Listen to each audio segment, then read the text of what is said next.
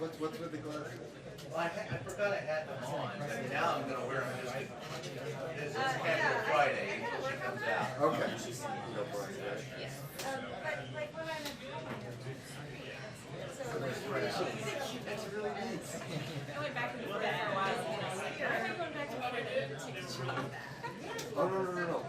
You should definitely take your job, and if a year from now you decide this was a mistake or you want to move on to something else, it's okay. Keep on the resume.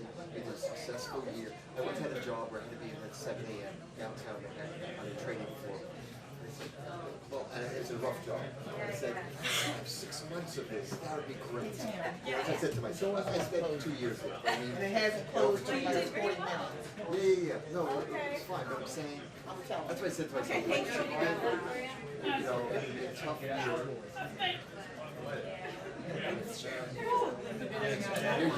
You're young, you don't have all the responsibilities. If that door won't close, check that strap on the No, we tried. Just leave alone, because they're going to go down. Wait, we gotta get out. the bag, the strap, that bag might be right out. I know, right?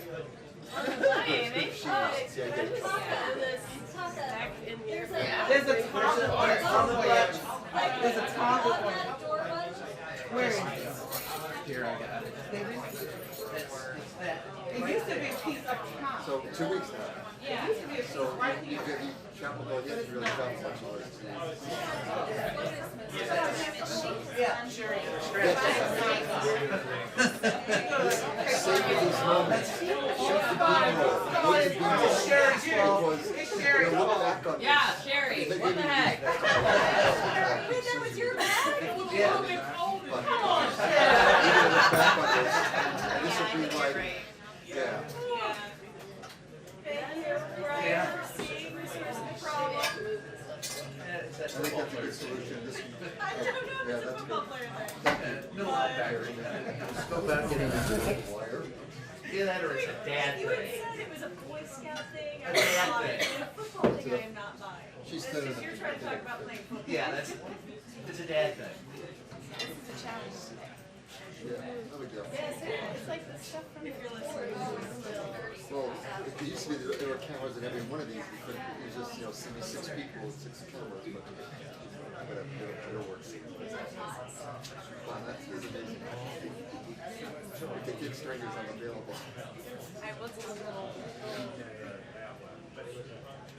I'll work with it. Right.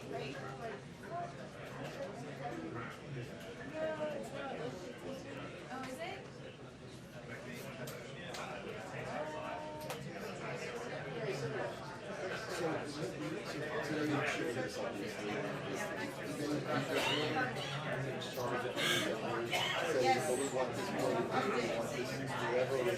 Basic coverage or something. They mostly let me do coverage on 1, 2 every once in a while. They want something Specific like perspective or whatever. but not always. Although I'm only doing this 2 yesterday. But there's just been a couple where it was like we need a really tightly shot of something. Right. So let me ask, is there like a little office and a little cube and a little like desk about this wide? My desk is actually it's much better than in there. Okay. It's like a regular size desk. That's very nice. Yes. But we are all in that. Okay, someone let the White House know they can start tomorrow. Hi. I'll move wherever. I'm just staying here. I'm not gonna do that. Where Trying do to get the reflection from our days. Okay, go for it. Go for it. Try it, yeah. Watch the green wire as you step over. Green wire. I'm really just here because there's a chair. That's the real reason. Sherry, you caused the national security. I know, right? Put your back in.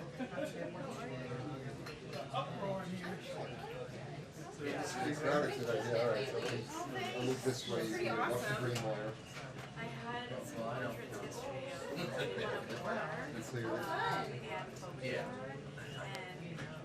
We have full house up here this morning. She went over to the other side. Yeah. I'll be back in 10 minutes.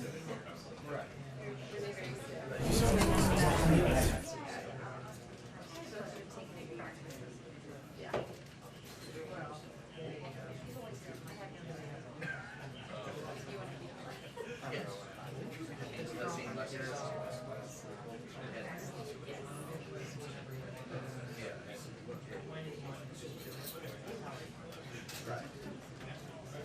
That was 4 years of flying. Well, I was on vacation for like 4 weeks. Took off in like early June. So it's like.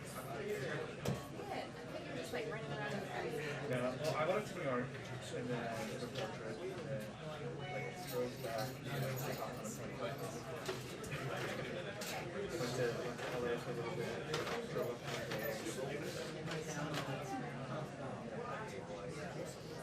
where my mom had a very selfish thing like to wait for it up until I spent like 2 hours. She like teaches how to snack on That, I said to the computer and I'm watching it, just turn the brightness down. So I read a picture.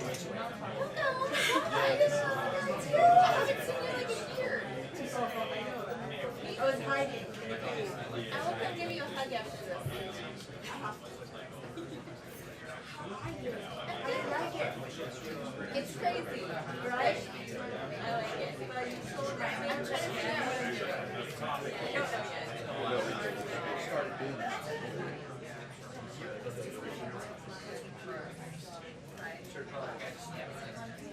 Yeah.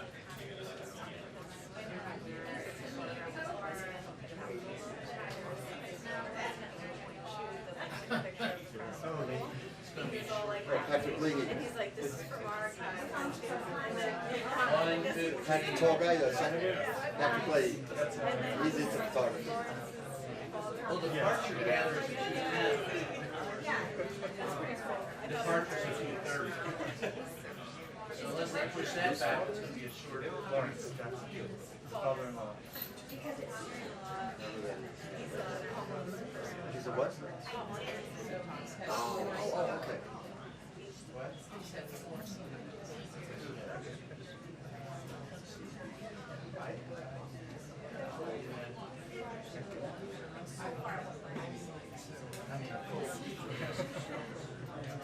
Oh, but the sun's talking locally, not, I mean, here. Yeah, no, not.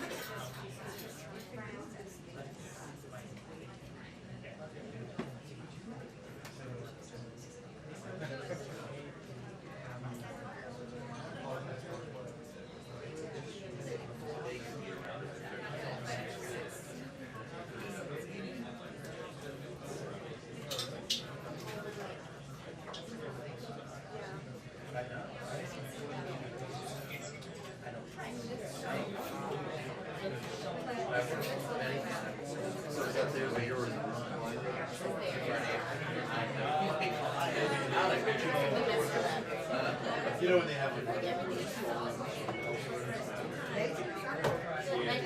yeah, they've started to do it in certain things. That's probably Trump did that too?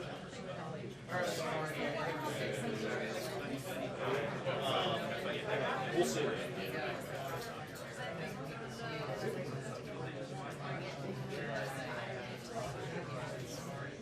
We might have room if you want to snuggle.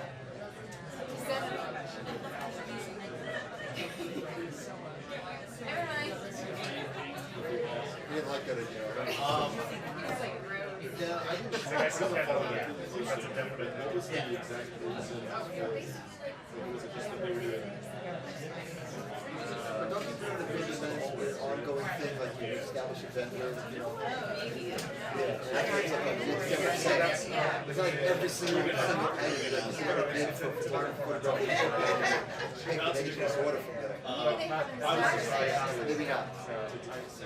Otherwise it gets crazy. Every little, I want a filter, I want a $72 filter. I'm wondering why it's not going to be the opposite. You establish the vendor, the approved vendor, they allow one of them. Maybe I'm not an expert in that, but I've gone through some of this.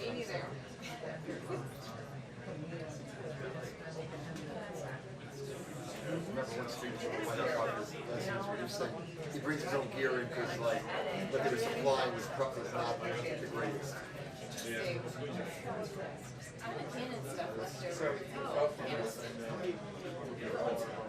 It's probably a whole rigmarole to get rid of it. But the thing that I probably easier for them to donate it to some check to some program of the federal government to get rid of it. So the law files. But that's the least of your worries. I'm not in charge of that. Thank you.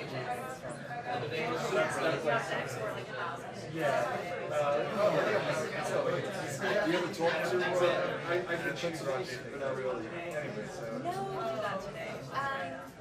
like her feedback is she leans a lot. And when she leans, you didn't put your head over like this, so it's like a picture like this.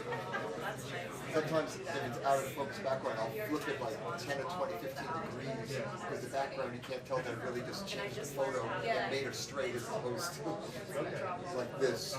Right. I haven't really got like a interaction yet. Eventually, you'll get noticed. I'm telling you, this is going to be a year. Documents it all. Keep a diary. I should. You're so right. I really should. It's just such a special, not necessarily going to repeat the experience. Yeah, I think that's true. Guys, we need to turn to your book. I don't know about that. No, this may be a little while. You have to first succeed at this, which I'm sure you will. Oh my God. I don't know about that. No, you don't know now. Gather the materials, then later on you make a decision. Yeah. You don't have to do editing, you just, you know. Dozens, 6 of them are legitimate. Yeah, there's definitely a chance.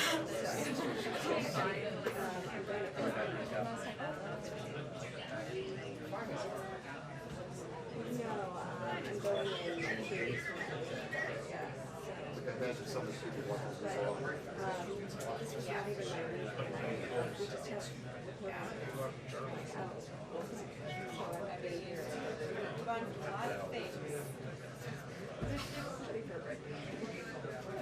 You could walk around the room, it's not like a subway rush hour in New York. I mean, nice administration ideas, or if you've been out there, you've done a departure or arrival. It's a third the size of what it would be. I'm not complaining about the latter, though, it doesn't come over twice. Half dozen, 1/6 of the other.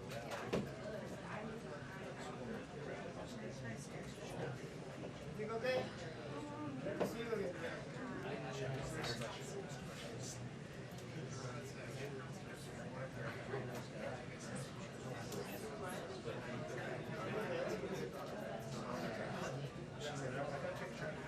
You can leave this anytime you want. I'm going to get out of here within the first 10 minutes. Within the first 10 minutes, I'm going to be elsewhere. I just want the shot of her coming in and then a couple of basic shots. Maybe I'll come back later. At that point, she'll be gone. Is that okay? The shot that Sarah Beth is getting, that's a tough shot. I tried once. I have not either. But that almost is your manual focus, and then just hit the shutter button and hold it down. You know, get somebody standing there, it gets focused right in, and just hold the button down. Yeah, it's cute.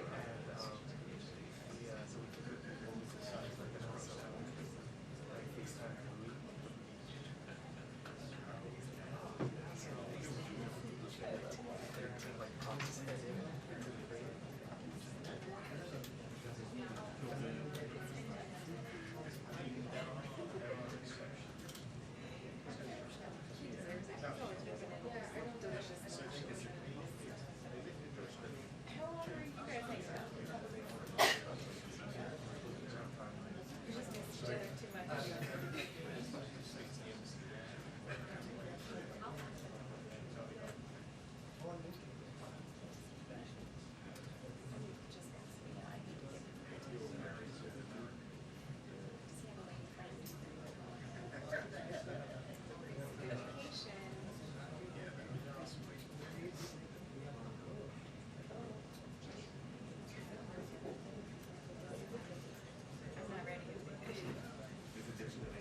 Yeah, someone said they should postpone it to 1:15. Not that that will be on time.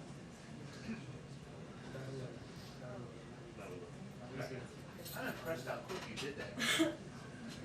I'm impressed how quick you did it. It looked like, Still 1:15. it's like metal telepathy.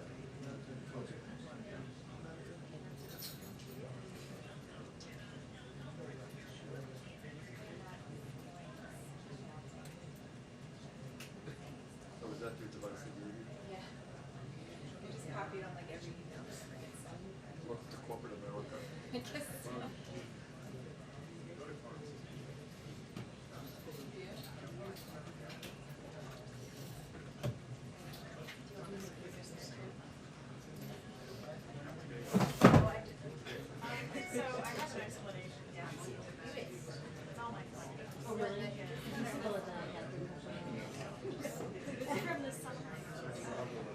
Back in the day when we had signs that said like who sits in which seat. And I taped it to this fine Italian leather seat. And it lets you just hear. I don't feel the resident within it lets. So you think only these seats? These seats stick together. Oh, even better. You got this spot. Are you comfortable? Did you put on the cap, put your camera on the counter and this is what? Figure out to shove it.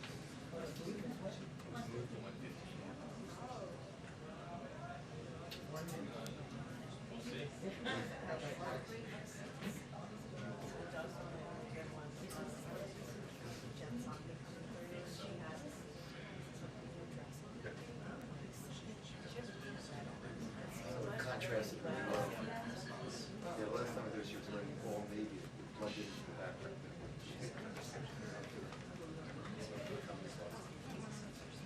Do I have Reese Gorman?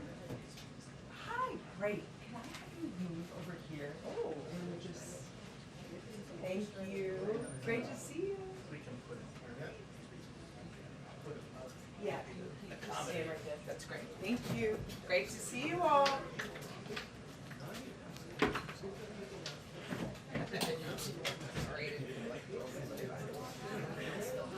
One of their call. And I should have, because it would have been twins. That's right, before he died. I like laid on the grass.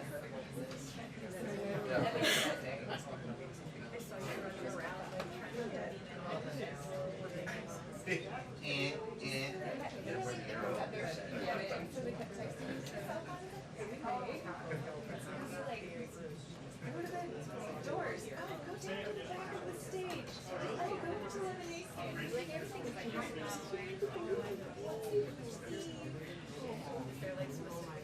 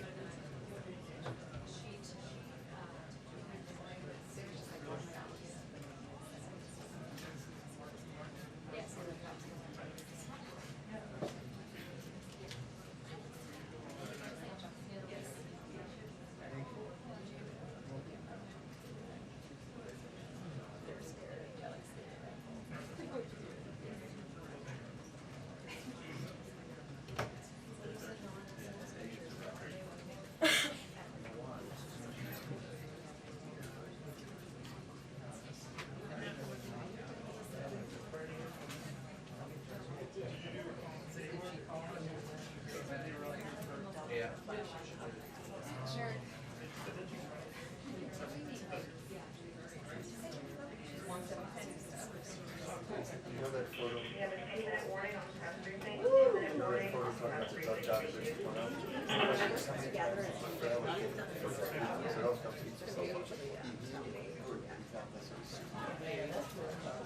That's right. Yeah, exactly.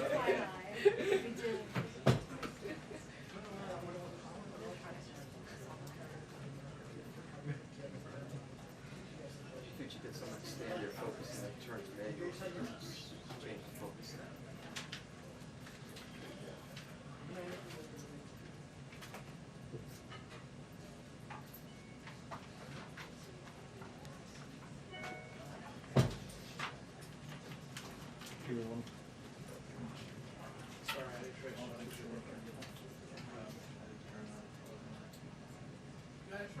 I got it. Thank you very much.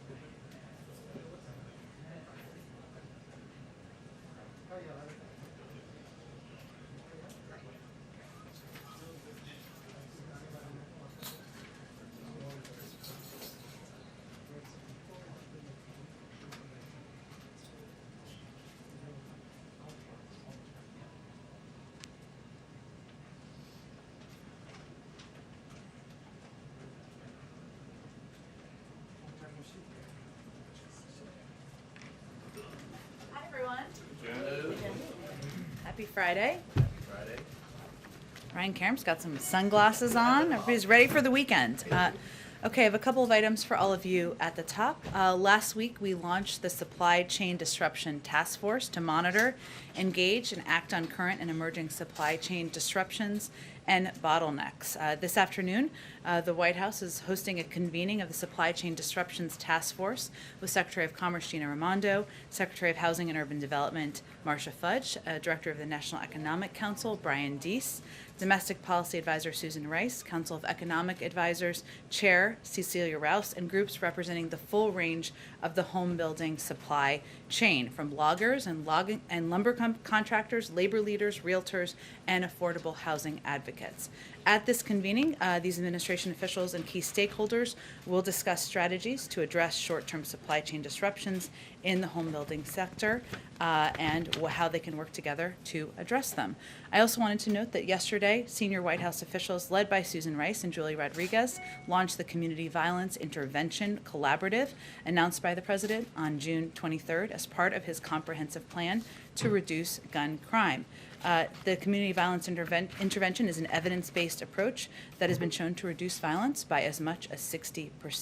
CVI prevents gun violence and crime in communities around the country before it happens by intervening in disputes early and connecting potential perpetrators and victims with services and support to divert them away from crime. It's an approach that's been embraced by an increasing number of law enforcement leaders nationally, as well as by mayors of both parties in cities around America. So this will be an ongoing initiative. Also wanted to give you an update. I noted earlier this week that there have been 2 million people who now have access to affordable health care thanks to the reopening of the special enrollment period. Yesterday, we launched a summer sprint coverage campaign, leveraging robust paid media, increased community outreach, and more to get Americans signed up. The President is urging Americans who need health insurance to visit healthcare.gov or to call 1-800-318-2596 if they would prefer. to enroll today. We'll keep talking about this quite a bit until August 15th, which is the end of the timeline. I also have promised you that I would give you updates on interesting initiatives we're taking to reach people, meet people where they are as it relates to getting vaccinated. So on Saturday, NASCAR will host the Get Vaccinated 200. They'll have vaccines on site and will be encouraging vaccinations. This is the type of whole of country approach that is reaching people in convenient locations with messengers they trust. Finally, a quick week ahead. On Monday, the President and First Lady will welcome Their Majesties King Abdullah II and Queen Rani of Jordan and His Royal Highness Crown Prince Hussein to the White House. Their Majesty's visit will highlight the enduring and strategic partnership between the United States and Jordan, a key security partner and ally of the United States. It will be an opportunity to discuss many challenges facing the Middle East and showcase Jordan's leadership role in promoting peace and stability in the region. On Monday, the President will also deliver remarks on the economic recovery and the progress made under his administration, taking the country from 60,000 new jobs per month to 600,000 new jobs per month, and from 1% of Americans vaccinated to more than 2/3 of adults with at least one shot. He'll explain why his rescue plan has helped us get here and will continue supporting Americans throughout the year, and why we need the infrastructure agreement and his Build Back Better plan to sustain that growth in years to come while keeping inflation in check for the long term. On Tuesday, the President will hold his second cabinet meeting of his administration, his first in the cabinet room. Get excited, everyone. And he looks forward to that. And on Wednesday, the President will travel to Cincinnati, Ohio to participate in a CNN town hall. With that, Alex, why don't you kick us off? Thanks. I have a few questions on China and then one on the BIF. Can you talk a little bit? BIF is happening. Just know that. You made it happen. Can you talk a little bit more about the Hong Kong Business Advisory and the latest sanctions and what triggered those? And also, there have been reports that Wendy Sherman may tack a China visit onto the end of her Asia visit. Can you talk about what her goal might be with something like that? And does this mean that we're moving closer to, I know last month there was talk of a potential Biden-President Xi summit. Are we moving closer to that? Sure. Well, first, as the President said yesterday, the situation in Hong Kong is continuing to deteriorate, and we continue to see Beijing assault Hong Kong's autonomy and democratic institutions. We've seen authorities use the national security law to make politically motivated arrests. And we've seen a general deterioration of fundamental freedoms, which were guaranteed by an international agreement. So that's why the United States, we announced steps we're taking today to promote accountability and transparency. On the accountability front, the State Department announced earlier today 7 officials who were sanctioned for their actions threatening the peace, stability, security, and autonomy of Hong Kong. On the transparency front, today the U.S. government issued a business advisory, as you noted, Alex. I just wanted to give the full context for Hong Kong, which is intended to inform businesses and highlight the growing risk for those operating in Hong Kong. The bottom line is that businesses should be aware that the risks faced in mainland China are now increasingly present in Hong Kong. And as the President said last month, of course, we will not waver in our support for Hong Kong and all those who stand up for the basic freedoms. But as businesses are making decisions, and obviously they're making decisions themselves, we want them to be aware of the use of data, accessing of data inappropriately, of the restriction of information, and they should be aware of that happening in Hong Kong as well as in mainland China. And then Wendy Sherman and President Xi. Got it. In terms of Wendy Sherman's trip, I don't have an update on travel. We, of course, have been and continue to explore opportunities to engage with PRC officials. We've been clear we will engage in conversations at the appropriate level when there's an opportunity for them to be substantive and hopefully consequential. So I don't have an update on intended travel. Obviously, they're quite adept over there at the State Department of adding things as needed. And as it relates to plans for the President, as we've said, he will look for opportunities to engage with President Xi going forward. We don't have any particular plans at this moment, so no decisions have been made, but we'll continue to evaluate what's appropriate and what would be constructive in the relationship moving forward. And then just on the BIF, there are reports that it could be financed in part by tariffs on carbon-heavy imports, which could end up hiking prices on goods for American families. Is the White House open to that, or would that be a concern similar to the gas tax? There are ongoing discussions about the final components, of course, as we look to, and I know you are all eager to see bill language and legislative language, and of course, having discussions about the pay-fors are part of that. The president's bottom lines have not changed about the fact that any pay-fors cannot raise taxes on individuals making less than $400,000 a year, and anything that would impact that would not be something he would support. Go ahead. Follow up on, I can't believe we're calling it the BIF. Those of us old enough think of Back to the Future. Those who are younger, I don't know what they think of, but. Back to the Future category.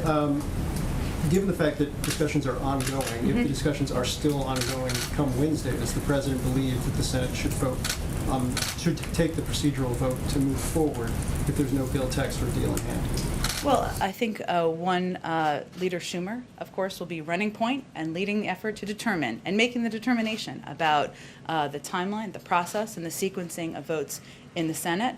And we certainly work closely with him, but we certainly trust his path that he is mapping out for the legislative process.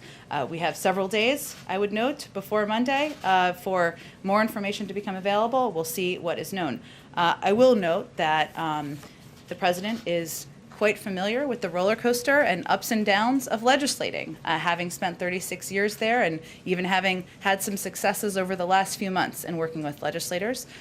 We had a productive meeting. Members of our team had a constructive, productive meeting yesterday. And I'd also note that there are a number of Republicans and Democrats who feel the same in terms of the path forward. Senator Portman said, we're going to get it done, and that we'll end up with a good package. Senator Cassidy said he did not feel squeezed by the timing. Senator Romney affirmed things were going in a good direction. We certainly understand the ups and downs. No one better than the president. That's the period of time we're in at this point. And just, you went through kind of the top line details of this yesterday, but can you elaborate a little bit on the Facebook, Sure. the administration to Facebook flagging of disinformation, and then there's also some reporting that we've had that Facebook maybe hasn't been as proactive as the White House would like it to be in response to some of the flagging. So the process of how the flagging works, and then whether Facebook has been amenable to those requests. Sure. Well, I would say first, it shouldn't come as any surprise that we're in regular touch with social media platforms, just like we're in regular touch with all of you and your media outlets about areas where we have concern, information that might be useful, information that may or may not be interesting to your viewers. You all make decisions just like the social media platforms make decisions, even though they're a private sector company and different, but just as an example. So we are regularly making sure social media platforms are aware of the latest narratives dangerous to public health that we and many other Americans are seeing across all of social and traditional media. And we work to engage with them to better understand the enforcement of social media platform policies. So let me give you an example just to illustrate it a little bit. The false narrative that remains active out there about COVID-19 vaccines causing infertility, something we've seen out there flowing on the internet quite a bit, in other places as well, which has been disproven time and time again. This is troubling, but a persistent narrative that we and many have seen, and we want to know that the social media platforms are taking steps to address it. That is inaccurate, false information. If you are a parent, you would look at that information, and that would naturally raise concerns, but it's inaccurate. And that is an example of the kind of information that we are flagging or raising. And then has Facebook been as proactive as the White House would like in terms of its response to those flags? Well, I think as I noted yesterday, Phil, there are more steps that everyone can take. And I would just note again, this is a responsibility of officials speaking, of course, on behalf of the government. It's a responsibility of members of the media. It's the responsibility of citizens and civic leaders and people who are trusted voices in communities around the country. That has a broad definition. Social media platforms is one of them. And as we know, it is also there are also areas where a lot of people get news and information. Sometimes those are accurate news items reported by some of your outlets or accurate information shared by a neighbor. Sometimes there is information that is not. It is hard to discriminate, as we know. This is not a new issue, but it is an issue that is impacting people's lives. So a couple of the steps that we have, that could be constructive for the public health of the country are providing for Facebook or other platforms to measure and publicly share the impact of misinformation on their platform and the audience it's reaching. also with the public, with all of you, to create robust enforcement strategies that bridge their properties and provide transparency about rules. You shouldn't be banned from one platform and not others for providing misinformation out there. Taking faster action against harmful posts. As you all know, information travels quite quickly. If it's up there for days and days and days, when people see it, it's hard to put that back in a box. And of course, promoting quality information. Algorithms, I don't know how they work, but they all do know how they work. So those are some of the steps that we think could be constructive for public health, for public information, for public, and the right of the public to know. Go ahead. Just to quickly follow up on the Facebook aspect of this, you said yesterday that 12 people were producing 65% of the misinformation on vaccines on social media platforms.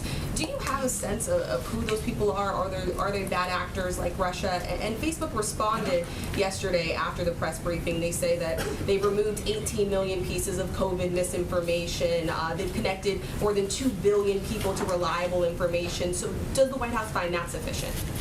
Clearly not, because we're talking about additional steps that should be taken. And frankly, information that media organizations could decide whether you're going to report on or not. I'm not talking just about the misinformation storyline. I'm talking about these individuals. I'm talking about how prevalent the spreading of this information is. The public has a right to know. That's the point that we're making, and we're dealing with a life or death issue here, and so everybody has a role to play in making sure there's accurate information. Obviously, those are steps they have taken. They're a private sector company. They're going to make decisions about additional steps they can take. It's clear there are more that can be taken. And actually, on the foreign government piece, because I think that's an important point, or important, interesting question. The State Department's Global Engagement Center has found that Russia and China have promoted their own vaccines through messaging that undermines Western origin vaccine development programs. So, that is more than just competition about vaccines. The risk and impact there is that this type of information magnifies the risk of potential side effects associated with Western vaccines. This is what the information, some of this misinformation is doing, and misleads the public by falsely alleging that mRNA vaccines are untested and thus risky, even though many of them are approved and have gone through the gold standard of the FDA approval process. So the PRC, for example, has also suggested that the United States hoards COVID-19 treatments and prevents other countries from acquiring vaccines, despite evidence to the contrary. But certainly pushing information out there that these tested, approved vaccines are ineffective and unhelpful. A lot of people on these platforms, they're not discriminating, as you all know, between the source of the information, and that is damaging as well. So we've seen that trend. And one more, if I could, just on Afghanistan. Thank you, Jen. As we look at the withdrawal in Afghanistan, what is your assessment of the Taliban's advancements? We heard from the president, he said the likelihood that there was going to be the Taliban overrunning everything and owning the whole country is highly unlikely. Does the administration still believe that the Afghan government can maintain control of the region?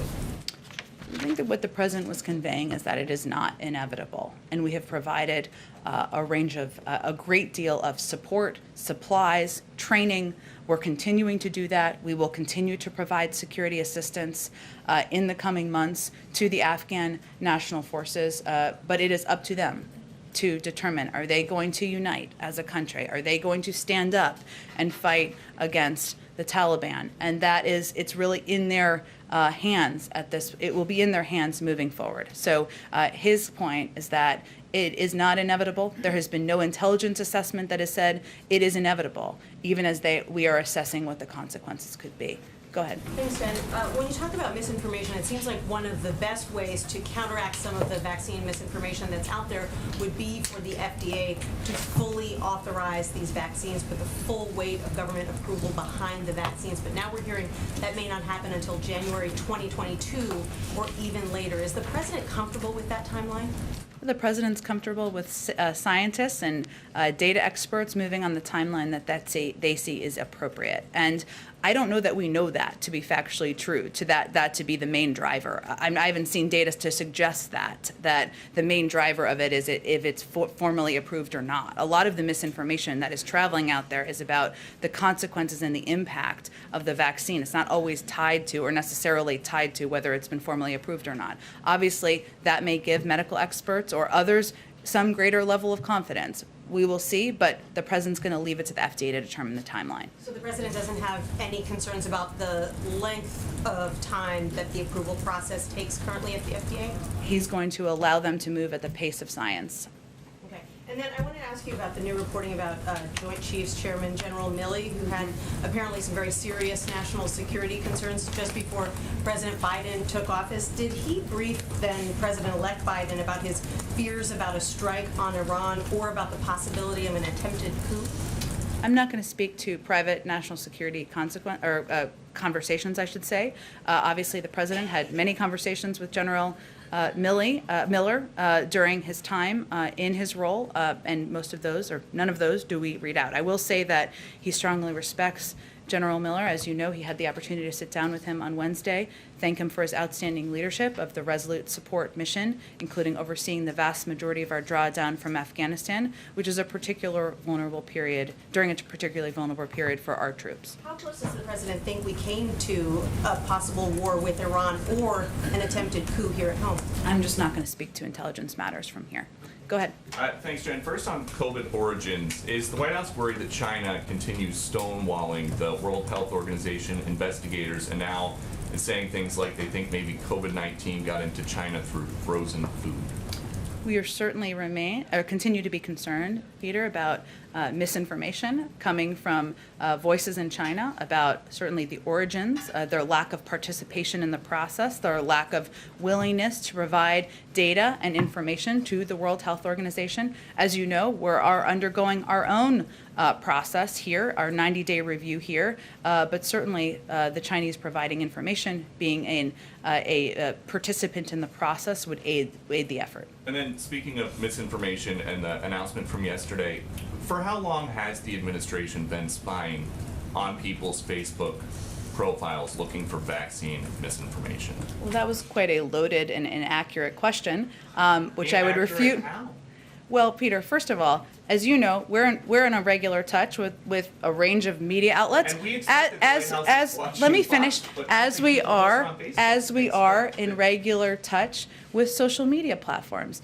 This is publicly open information, people sharing information online, just as you are all reporting information on your news stations. But, okay, so these 12 people who you have on a list, 12 individuals, do they know that somebody at the Surgeon General's office is going through their profile? I'm happy to get you the citation of where that comes from. There's no secret list. I will tell you that these are people who are sharing information on public platforms on Facebook, information that is traveling, is inaccurate. Our biggest concern here, and I frankly think it should be your biggest concern, is the number of people who are dying around the country because they're getting misinformation that is leading them to not take a vaccine. But young people, old people, kids, children, this is all a lot of them are being impacted by misinformation. the big concern, though, I think, for a lot of people on Facebook is that now this is Big Brother watching you. They're more concerned about that than people dying across the country because of a pandemic where misinformation is traveling on social media platforms. That feels unlikely to me. If you have the data to back that up, I'm happy to discuss and it. About things that are on Facebook, I looked this morning. There are videos of Dr. Fauci from 2020 before anybody had a vaccine, and he is out there saying there's no reason to be walking around with a mask. So is the administration going to contact Facebook and ask them to take that down? Well, first, I think what Dr. Fauci has said himself, who's been quite public out there, is that science evolves, information evolves, and we make that available in a public way to the American people. Exactly. I have never seen any data to suggest that that the vaccines cause infertility. That is information that is irresponsibly traveling. Okay, Just one more. Sorry, excuse me. Just one more. Okay, about the science evolving. Facebook used to block people from posting that COVID may have originated for a lab. That is something this president now admits is a possibility. So, is there any concern that things you're trying to block or have taken down might someday turn out to be? We don't take anything down. We don't block anything. Facebook and any private sector company makes decisions about what information should be on their platform.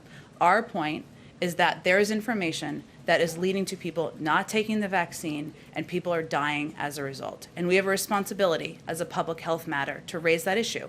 The responsibility we all have. the government, media, platforms, public messengers to give accurate information. Go ahead. About the 12 individuals that are on that separate site, it's not from the White House. I don't have the source in front of me, but we've read it as well. Can you give us a sense of who those individuals are, as was asked before, and what specifically you've given a tough message to the social platforms that they should do more, the social media platforms. What from this podium is the message to those individuals, the 12 of them, who are responsible for 65% of the misinformation that's out there? The message is the same message as it is to every person out there who has a platform, whether that is an elected official or that is a person who is a civic leader. The vaccines are safe, they are effective. If people take them, they will save their life in many cases. And so our message to everyone who's sharing misinformation is that the steps you're taking are irresponsible. They could lead to people getting very sick and people ultimately losing their lives. Why don't we all participate in a process that will help provide accurate information out there? Has the White House participated in any direct contact with these individuals, given the impact they're having through any avenue to try to say, knock it off? No, and I'm happy to get you guys the data on where we got that information, where the public, it's a publicly available data. We'll get you the citation is what I mean. Let me ask you if I can then about some of the other numbers as they relate to COVID right now. Obviously, due to the Delta variant, COVID cases are up sharply right now. Testing is down right now. How concerned is the White House that this variant, COVID in general, is much more widespread than we're aware of publicly at this time? You know, it's a great question. I don't want to speak out of turn here because it's really a question for the health and medical experts on how they're tracking it and how concerned they are. We certainly know on transmissibility and based on the CDC data that the Delta variant is impacting the majority of people who are getting sick with COVID now. We also know that 99.5% of people who are in the hospital are people who are unvaccinated and people who are dying of COVID unvaccinated. The data is very clear. As Dr. Walensky said on an earlier briefing today, this is really becoming a pandemic of the unvaccinated, and that means getting vaccinated, you can save yourself. Is there anything that the White House is doing differently? We saw the president proudly in Philadelphia shaking hands with a lot of folks when he was there for his voting rights speech earlier this week. We saw something similar last week when he was in Illinois. Given the reporting about some breakthrough cases right now, are there any things that the White House is doing differently as it relates to your own staffing or the president's handling of his sort of activities due to those new numbers? No, we are vaccinated. The president's vaccinated. We are all vaccinated. No, breakthrough cases are not something that you or Americans should worry about. We still have a testing protocol and process in place for White House staff, so that has continued. And for those individuals that he would be shaking hands with, there's not any. Basically, shaking hands is good if you're vaccinated. We abide by public health guidelines as it relates to the president's engagements, and if public health guidelines changed, which I'm not predicting, we would continue to abide by them. Go ahead. I'll come to you next April. On the meeting that you're having with the housing industry today at the White House, how concerned is the White House about the supply shortage in the industry leading to inflationary pressures? Is that a serious concern? Is that why this meeting is being held? The meeting is being held as part of our effort to connect suppliers who have said in the past to our economic experts they don't always have the opportunity to talk to one another. We know because of the pandemic there have been supply shortages in areas that have led to a reduction of new building and construction, which has led to also an increase in housing prices because there are certainly not enough houses on the market. So that's what it's related to, is an opportunity to discuss with them, bring them all together in a room, and it's part of our multifaceted effort to address issues in the supply chain. And one on Cuba, the president did say yesterday that the United States is trying to reinstate internet access for Cubans, and I was wondering if the White House or the administration has reached out to U.S. tech companies, I mean the Googles of the world, to help with that effort. So it would really be led, that effort would really be led by the State Department and other appropriate entities within the federal government. As the president noted yesterday, returning internet access to Cuba would certainly be something we'd love to be a part of. We're looking at what our capacities and what our tools are we have. In terms of more specifics, the State Department would be the best entity to talk to about it. Go ahead. Oh, sorry, April, go ahead, and then I'll come to you. Okay. Voting rights. Yeah. Tuesday, President Biden said he called for activists to act on the issue of voting rights. What did he mean by that? Is that to escalate it higher to Republicans so that they can change their minds and maybe stop using the filibuster? And also, what does he think about what happened yesterday with the arrest of the Congresswoman and 9 other black women who peacefully walked through the Senate halls in the Hart Building, chanting and singing, and were arrested, not taken to the holding area, but taken to a jail cell? Well, April 1st, what he meant by speaking out or having your voice heard, or the range of ways he said it, is that in order to make change happen in Washington, often you need to create a grassroots movement that's led by the American people. And it's not just about whether the minds of 10 Republicans can be changed directly by a phone call from a president. It often requires activism, engagement, a vocal opposition or excitement from members of the public. That's going to take a lot of different forms, right, and formats. It can take letter writing, phone calling. There's peaceful protesting. There are a range of mechanisms for that, and certainly our country, even in recent years, has a great history of that. And these members who were, some of them were members, I should say, one member who was arrested yesterday, they were peacefully protesting. I would note that our support for the right to peacefully protest and to voice support for moving forward on voting rights is exemplified by the fact that the vice president is currently meeting right now with a number of members. They're here. A number of them are at the White House discussing exactly this issue because we want to be standing by their side in this effort. So some of the civil rights leaders are here, as you said, but last week when the civil rights leaders were here, they said this is a summer of action.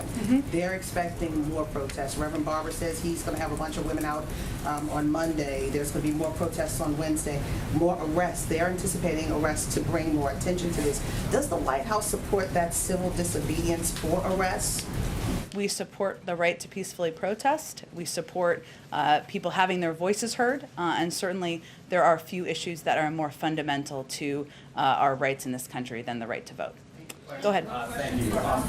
I'll come to you right next, if that's okay. Go ahead. A clarifying question and then a follow-up on Afghanistan. Yeah. Yesterday you said that 10,000 SIV applicants, 20,000 Afghans have applied, and that about half of that have completed necessary paperwork to move forward in the process. Just what's move forward in the process? Does that mean 10,000 SIV applicants will be evacuated? No, that's not what it means. It just means that they're in a later stage of the process. So it was just giving an update kind of on the pure sheer, and as I said yesterday, that doesn't include family members. That includes individual interpreters or translators. So it just means they're farther forward in the process. There's another step in the process, which is security vetting, which would need to be completed before any individual is relocated to a base in the United States. Individuals could be relocated to third countries before that process is completed. So it was just an update kind of on where people stand in the process. And then just to take a step back too, why did the administration wait until June 24th to commit to the evacuation? Why not have this be one of the early steps right when the president announced this in April, I believe, while American troops are still on the ground? I mean, announcing this just days before the combat mission is essentially over would seem to complicate the mission. Well, I would say first, there's always ongoing discussions, both with our partners in the region and others, before an announcement is made. And sometimes it requires a process to get to the point where you are making an announcement about the relocation of thousands of individuals out of a country. Second, I would say we've also committed to not only relocating these individuals in advance of our servicemen and women coming out of Afghanistan. We have quite a capable Department of Defense and diplomatic apparatus in Afghanistan and around the world to implement this, but we've also committed to continuing this process from there and having a diplomatic presence on the ground from there. So this is not a process that will end, but this is a process that we announced at a time when a final decision was made based on a range of factors internally. Have any third countries outside of U.S. territories given the U.S. commitment, the administration commitment, that they will house SIV applicants while they're still having their applications We're having a processed? range of discussions, as you know, when we're at the point where we have final agreements, and we're confident that it won't impact the security of individuals who are being relocated. We'll share all of that information with you as well. There's no commitments as of today. I don't have any updates to provide to you today. Go ahead. Oh, I'm sorry. Go ahead. Yes. So, what can Africa expect from this administration in terms of its engagement in helping solving some problems that we are having right now? For example, Angola is fighting corruption, and also, can we expect some revision in the sanctions in Zimbabwe? I don't have any update for you on considerations around sanctions. I would point you to the Department of Treasury or the Department of State on that. We, of course, will remain deeply engaged with our African partners on a range of issues, whether it's corruption or facing and fighting the COVID pandemic or economic opportunity and development. And I would note that we have a number of leaders high up in the government, including our UN ambassador, Linda Thomas-Greenfield, who has spent quite a bit of time working with leaders in the region and playing a front and center role for the United States government. But in terms of specifics on Zimbabwe or Angola, I would point you to the State Department. Regarding misinformation, do you have any data that shows that children have been affected by misinformation? And how do you see we should educate children about these issues? Because I'm working on a show that will inform little kids about many different things, and I'm also concerned about misinformation. So in your research about misinformation, is there any misinformation affecting children as well? That's a really interesting question. I don't have any data at my fingertips. I will reiterate that, of course, children are not eligible under the age of 12 yet for vaccines in the United States, and decisions about the health of children, as a parent myself, would obviously be made by the parents in coordination with doctors. But I would say there's no question that when there's information, the example I gave earlier about the impact on fertility, which is inaccurate and false, which is still traveling around the internet. If you're a parent, that would give you pause if you think that is accurate information about your child and about your child getting vaccinated. So that's an example. I don't have data, but just an example that could be applicable. Go ahead. Yeah, thank you, Jen. I have a question about the direct funding to states and cities from the American Rescue Plan, Sure. the $350 billion. Let's talk to the Treasury Department. About $200 billion has gone out, and several cities and states have been quick to allocate that money. But there's other mayors and governors who I've talked to who have spent very little of that funding so far. In some cases, none of it, either because of battles with their state legislatures over the funds, their late budget cycles, lengthy public input processes, or they're simply doing better than expected revenue-wise, and so there hasn't been a sense of urgency for them. And so my questions are, does it concern the White House that some places haven't gotten their money out quicker? And does the White House have a message to governors and mayors that don't have any plans yet to spend their funds? And finally, does that signal the situation I described of some folks not spending their money quickly? Does that signal that the money wasn't urgently needed? Well, I would say first ensuring that states and local governments had the funding they needed to keep employees on the job, to keep cops on the beat, to rehire them in many cases, was a priority when we were negotiating the American Rescue Plan for a range of elected officials, including mayors and governors across the country, for good reason. It sounds like there's some different case-by-case scenarios that have made it more challenging in certain governments and localities. We have an entire team here and at the Treasury Department that works closely with them. It may be most constructive for you to talk directly to them, either Jean Sperling or Jacob Liebenluft, about different issues that are happening in different cities or Do you have states. confidence that money is being well spent and that they're going to get it out to address what you identified as a problem for cities and states? Absolutely. And there is, of course, a range of options that cities and localities have for using the funding. And we wanted to provide that flexibility on purpose, because one city or town or state does not fit all, one size doesn't fit all, I should say, for cities, towns, and localities. That was important, that flexibility. There are still restrictions on how it can be used and how it's implemented. We obviously also, which is not what you're asking, but I'm just going to reiterate, take waste, fraud, and abuse incredibly seriously. The president is Sheriff Joe in his heart and forever. So that's something we watch, but I would say it might be constructive for you to talk to them directly about the implementation piece, and I'm happy to connect you directly. Go ahead, Karen. Jen, vaccination rates are actually going up in the 5 states that have the highest case rates right now.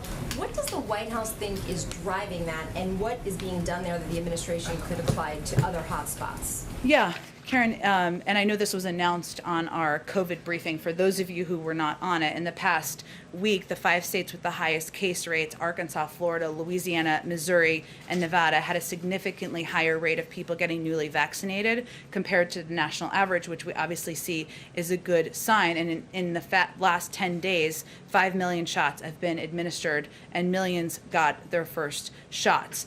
It's hard to pinpoint one particular piece, but what I would say is that we're continuing to work to apply the lessons we've learned over the last few months. The biggest issue far and away is access, and that means something different in different communities. In some communities, it is ensuring that people know that they can take time off of work. Because of the kind of jobs they're working. In some communities, it is meeting people where they are, in places of worship, mobile clinics, which is something we're doing a lot in rural communities, walk-up pharmacy appointments at their workplace or in schools. We are also continuing to fund, support, trusted messengers, because we have seen time and time again that it is more effective, and many of you have covered political campaigns. This is not a surprise to most people who've covered political campaigns. Trusted messengers are people in communities. They are neighbors. They are civic leaders. They are clergy. They're not always the president of the United States. Sometimes it is, but and they are medical experts. And so we are continuing to support those efforts. We think that all of those have been effective.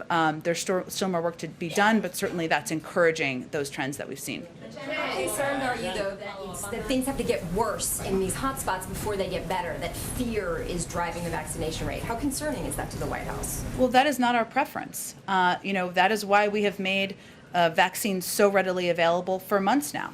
That's why we have employed these tactics for months now, making vaccines readily available, accessible, working with trusted messengers and partners. We also, though, have seen in some communities where local news stations are covering young people, unfortunately, who are getting sick, some being put on ventilators. I don't know, I can't tell you from data what impact that is having, but we are seeing in areas where there are lower vaccination rates, some positive signs over the last week. We'll see if that continues. Go ahead. Thank you. I have 2 COVID questions and 1 voting rights question. I will try to make it fast. On COVID, you and Dr. Walensky have used this phrase, the pandemic of the unvaccinated. And I am wondering if any part of that is the administration distancing itself from responsibility for the pandemic, because you've been trying to get people vaccinated, or if it's a scare tactic. Well, I would say first, the data speaks for itself, which 99.5% of people who are in hospitals because of COVID are unvaccinated. What it is our responsibility to do is provide accurate public health information to the public. It is also our responsibility to stay at it and continue to communicate, to fund programs, to support trusted messengers, to get out into local communities, to use what we see as creative partnerships, to meet people where they are. We haven't stopped that. We haven't halted it. We haven't even slowed it down. But certainly from the public health experts, et cetera, and I repeated what Dr. Walensky said, because she is, of course, a doctor, and I am not. It is important for people to understand that the vaccine is safe. It will protect them, and it is as simple as that. And sometimes. On Olivia Rodrigo, was this sort of a one-off thing? I know that you had worked with other celebrities before, and you announced the NASCAR thing. But is there more work with young celebrities or country stars or anything else that's coming, or was that more of part of the month of action that's behind us? Wouldn't it be great if this was the cue for like Blake Shelton and Gwen Stefani to come out from? That would be awesome. I wish that was happening today.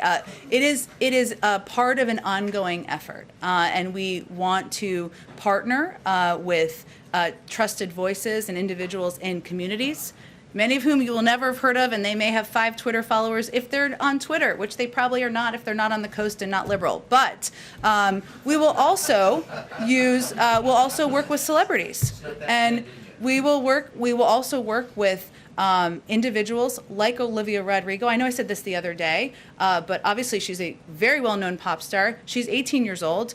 She doesn't have to use her time to do this. She is speaking to a broad swath of an audience that I bet you is not watching the White House briefing and is probably not watching the President of the United States. And we recognize that we need to meet people where they are, including as we use partnerships and media and engage with media as well. Go ahead. And I'm very sorry to have one more, but on voting rights, the President on Tuesday called on Congress to pass federal voting legislation. He spoke about the urgency of it. The question is, what comes next? Is he going to travel around the country and make this case? Is he going to go up to the Hill and have meetings specifically about voting rights? I know that he's talked about, the activists need to build the grassroots, but some activists are sort of pushing back on that idea, saying, we can't always be the ones that are asked to do the work. He's not saying to do it alone. He's saying, I will be with you. But he's also saying that grassroots activism is what is going to move and change the country for the better. That's always been the case throughout history. In terms of what he will say and do, I don't have any scheduling announcements for you at this point in time. But he has said this would be a cause of his presidency. That means he will use his time, use his platform to make sure he's speaking about, elevating it, engaging in it. And as you know, the vice president, this will be a top priority for her. She will be front and center for the administration on this issue moving forward. Go ahead. Thanks, Jen.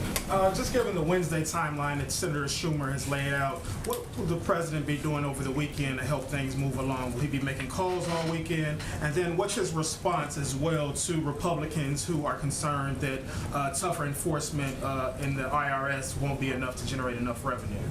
Well, first I would say the president has proposed a number of ways to pay for these proposals that have been out there in the public and has been a part of these ongoing discussions, which are continuing. And those proposals, he has a number of proposals out there that will more than cover the cost of this infrastructure agreement that do not violate what the Republicans have said is their red line in this case, which is the 2017 tax cuts, regardless of his point of view on that. We'll take that on in the Build Back Better reconciliation package. In terms of what he will be doing, the president is ready, willing, able, looking forward to playing any constructive role he can play in getting these pieces of legislation across the finish line. Will that mean phone calls? Sure. Will it mean bringing more people to the White House? It probably will. But I don't have anything to kind of lay out for you here. And separately, has the intelligence community attributed the Kaseya ransomware attack to the Russian government, and has it been concluded that the RNC was indeed hacked?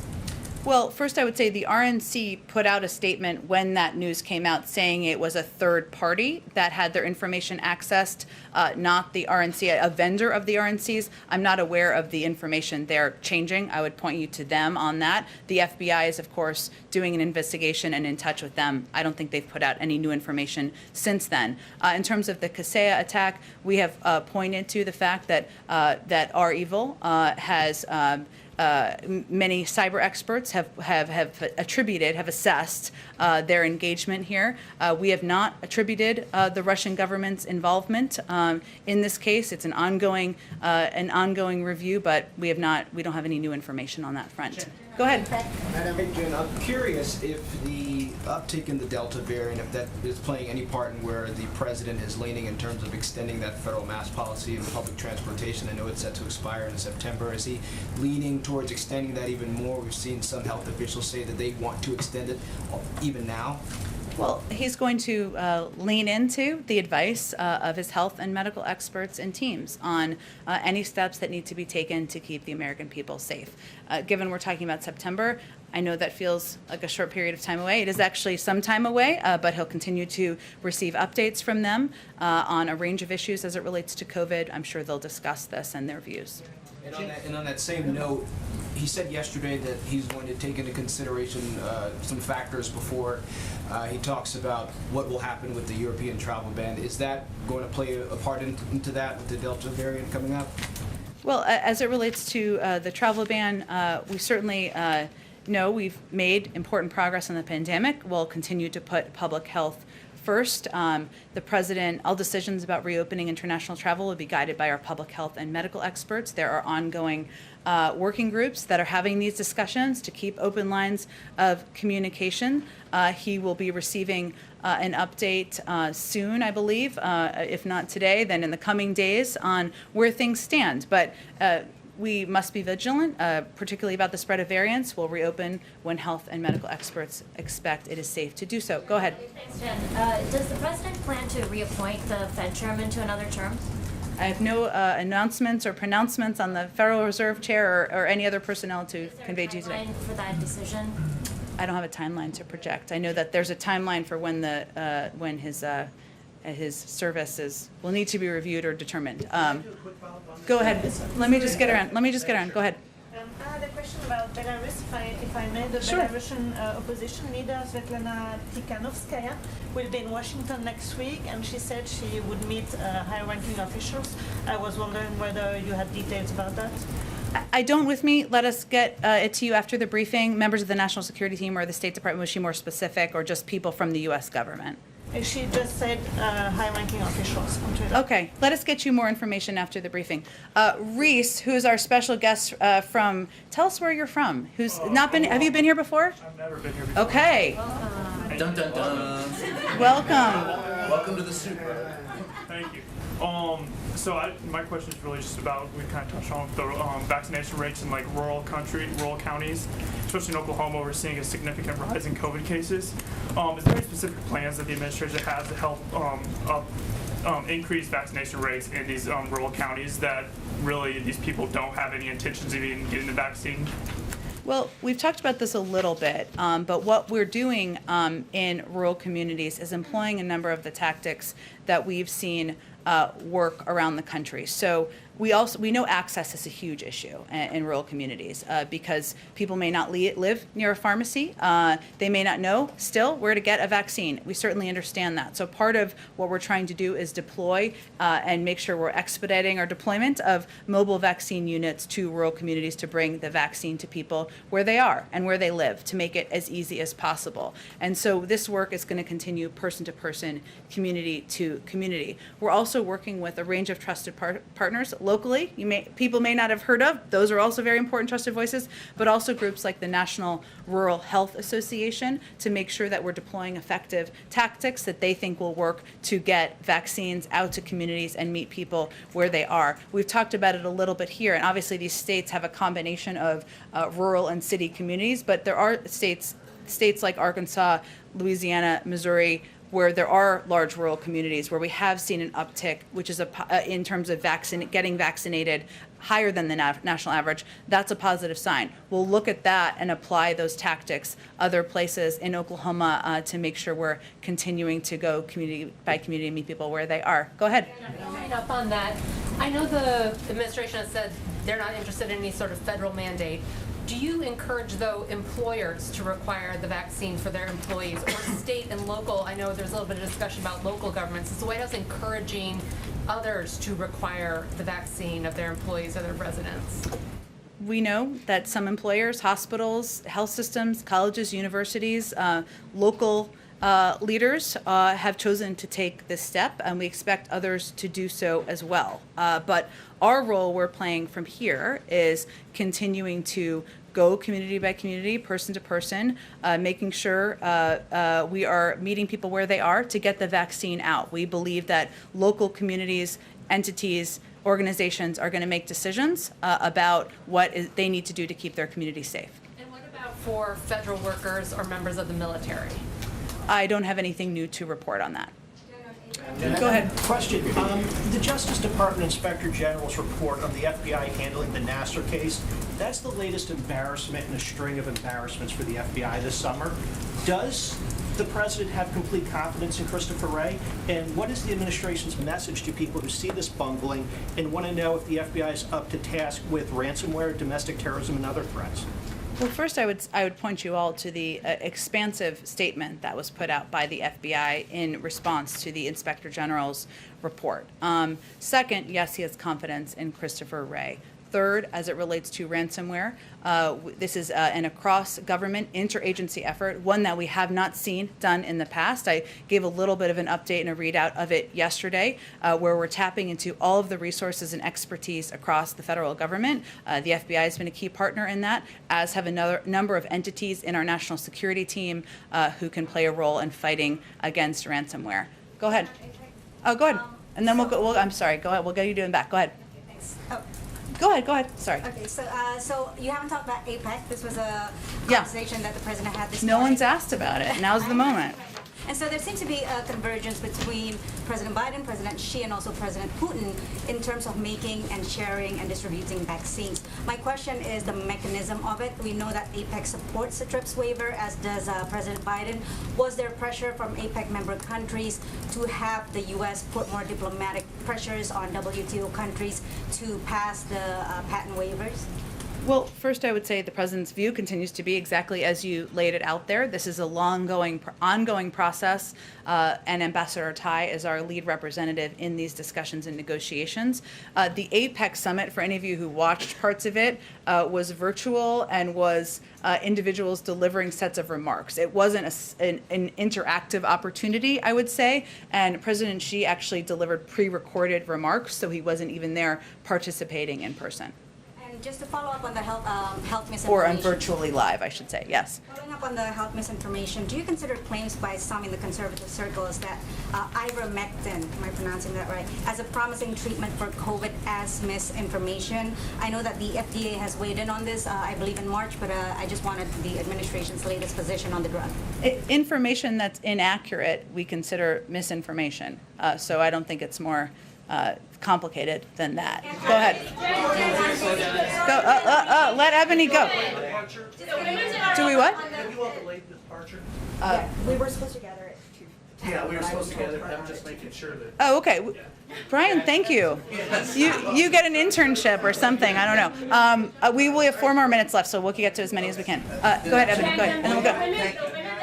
That are meeting with the vice president today, most of which have basically said that they want the president to really talk about the filibuster, nuking it or reforming the filibuster. And so with each of the meetings that they're having, I'm still coming out wondering what is the hope that's going to happen, because just about every single woman that is in that room has spoken about it. That's my first question. And even though you've also said that there isn't a plan right now for the president to go to Arizona or to go to other states, why isn't there right now that kind of plan? Because they have come out and said that the administration has put a lot on them, but they're waiting to see something back. Well, I've laid out for you what we know about our schedule, which is through next Wednesday. So it doesn't mean that he's not going to go out in the country and talk about a range of important priorities in the future. And I don't want you to take it that way. That was not what I was implying. But we have about 4 days out here in our terms of our scheduling that I can provide to all of you. As it relates to the women who are in this room, let's see, maybe they'll go to the stakeout and they'll talk about their meeting and their engagement. And the message that the president is sending, the vice president is sending, is that we're absolutely committed to getting the For the People Act signed into law, that we're committed to advocating for, to elevating voting rights as an important issue for people across this country. And I think our actions clearly exemplify that. Go ahead. A clarifying question on how you identify this misinformation.